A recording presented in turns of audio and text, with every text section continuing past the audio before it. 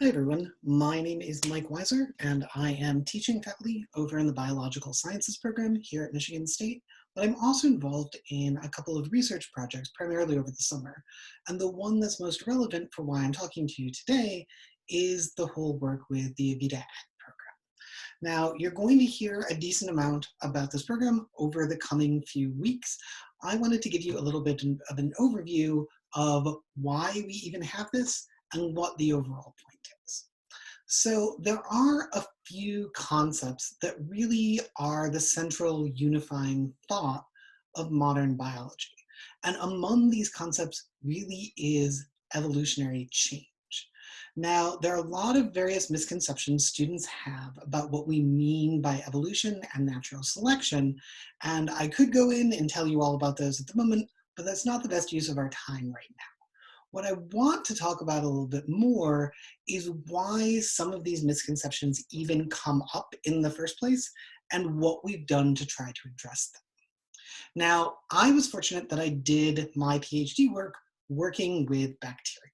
And these are organisms that can reproduce very rapidly and go through a lot of change over a reasonable length of time.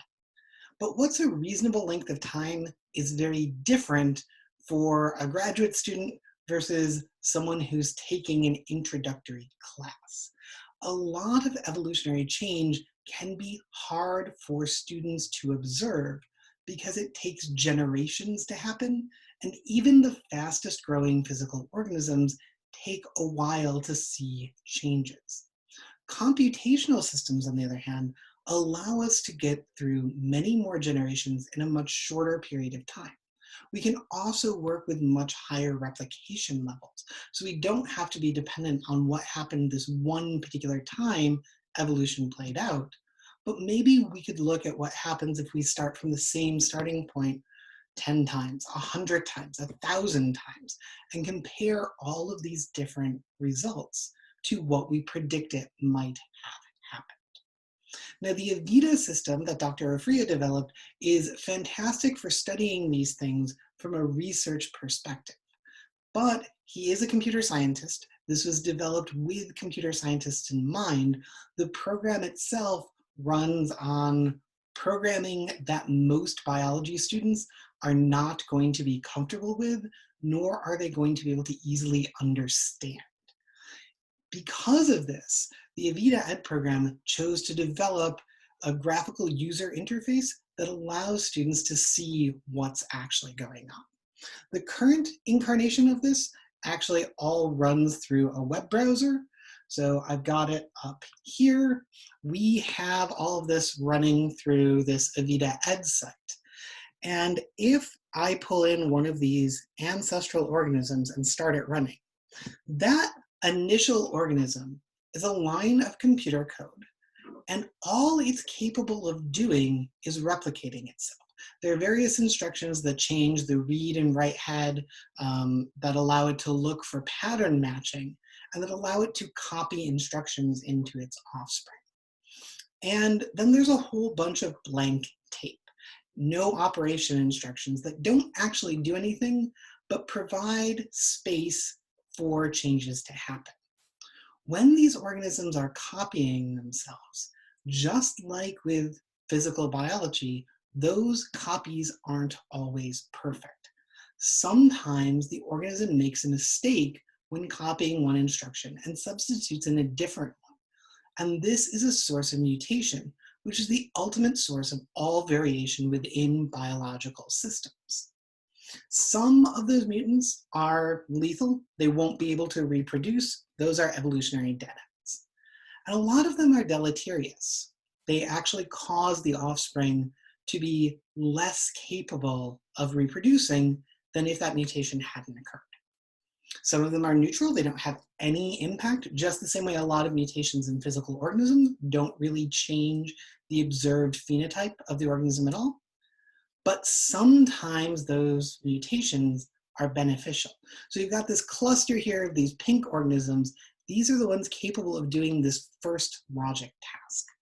And the way we have things set up, if they do these various Boolean logic tasks, they get rewarded with additional CPU cycles. And that allows them to execute their code faster and therefore reproduce faster. This platform has really been designed for biology students to be able to test out various predictions of evolution and natural selection. And instead of just taking our word for it, they can actually run experiments. They can take organisms, evolve them in one environment, and then freeze them and move them over to another environment. They can compete different organisms against each other to see which of them do best. And the ones that are more fit in one environment are not always going to be more fit in another one.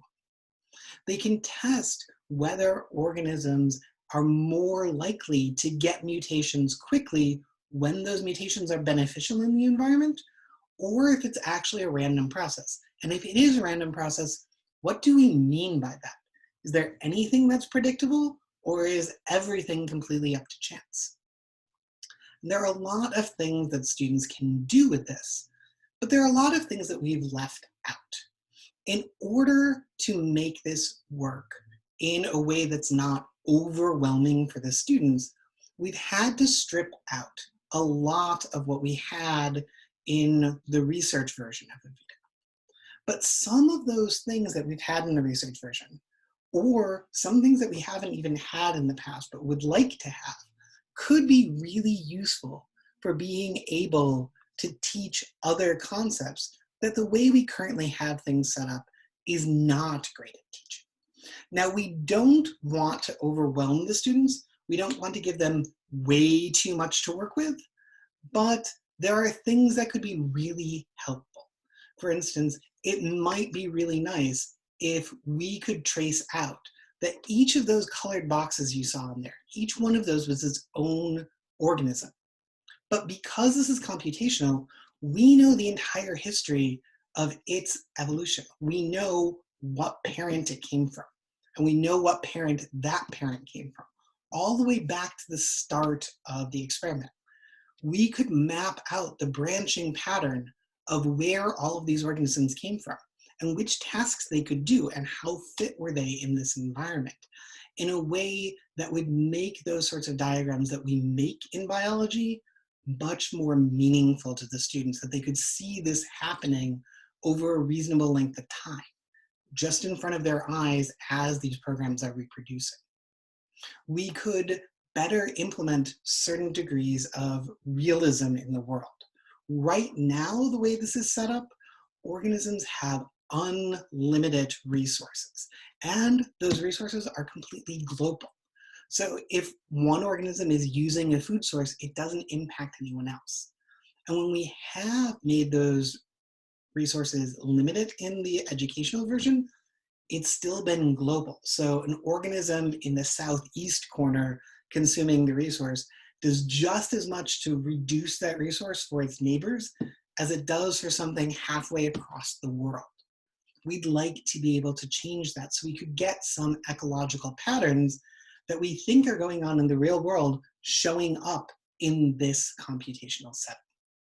What we're looking for here is the addition of small changes that would allow us to describe many more patterns that we can see in the actual world and use that to help teach these concepts to primarily an undergraduate biology curriculum.